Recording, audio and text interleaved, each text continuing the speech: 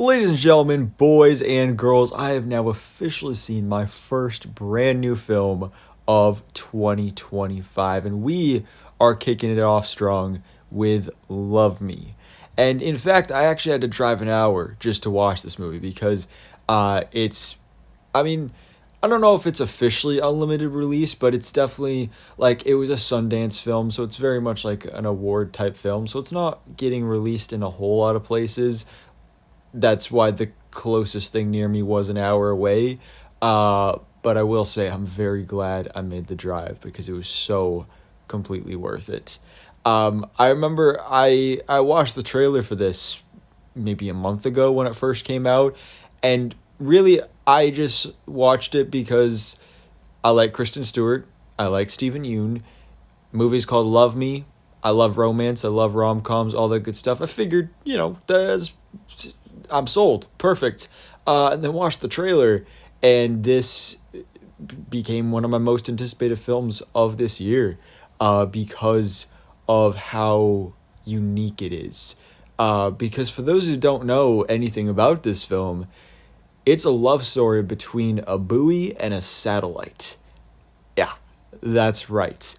Um, it's an exploration of humanity and what it means to be alive. It's so beautiful.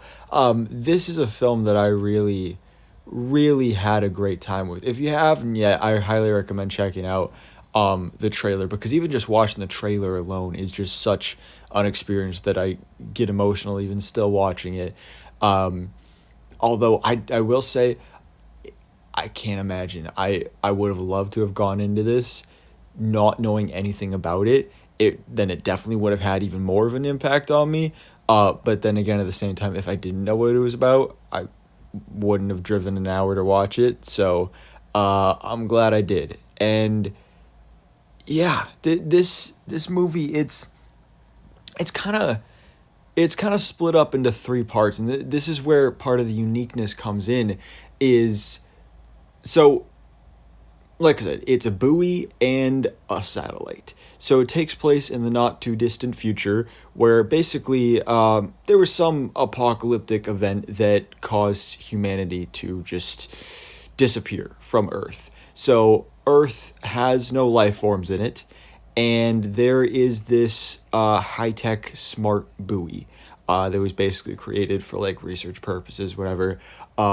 But is out there surviving in the ocean, and then this satellite comes around and is there in the goal is to inform life forms and seek them out and whatever. And this satellite basically holds all the information of the internet, the history of the humans and all that stuff, so they almost in kind of like a Bluetooth sort of way connect and start communicating. And I really love in the beginning parts how it's not just completely instant.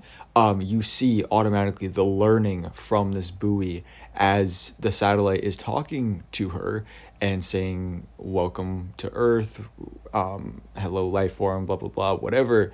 The transition going from basically speaking gibberish to learning how to say words and then getting such a explosion of information really when she's introduced to the internet.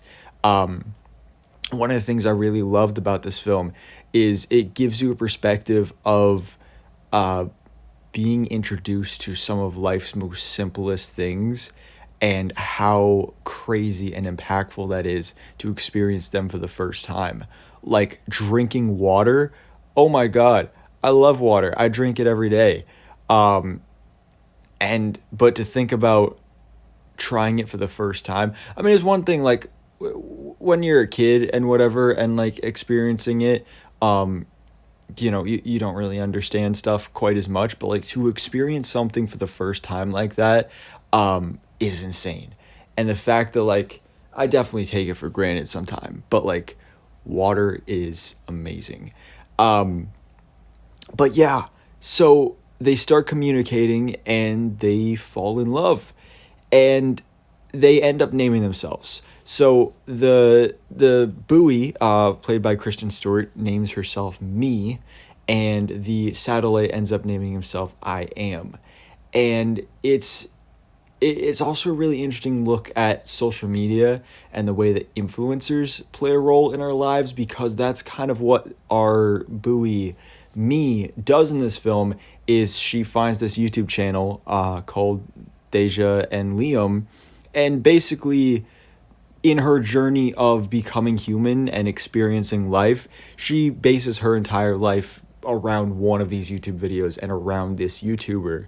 And it's just fascinating because, especially, you think about, when you're a kid, the people around you, you emulate them because, they say you're like a sponge. Your brain is like a sponge. So you take what's around you, you absorb it, and you try to mimic that and replicate it.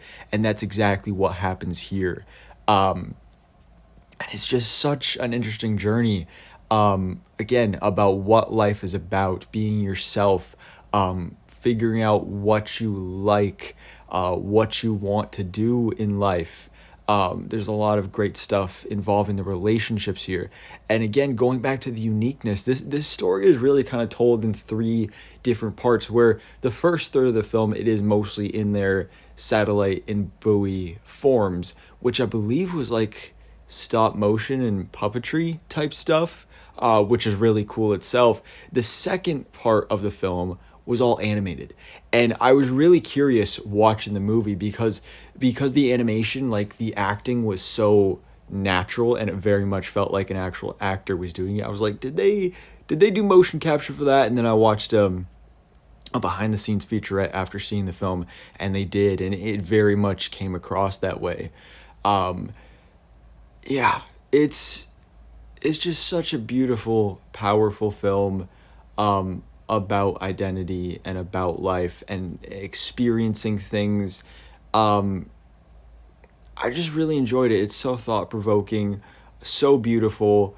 You get great performances from both Kristen Stewart and Stephen Yeun, which, no surprise there. They're both phenomenal actors on their own.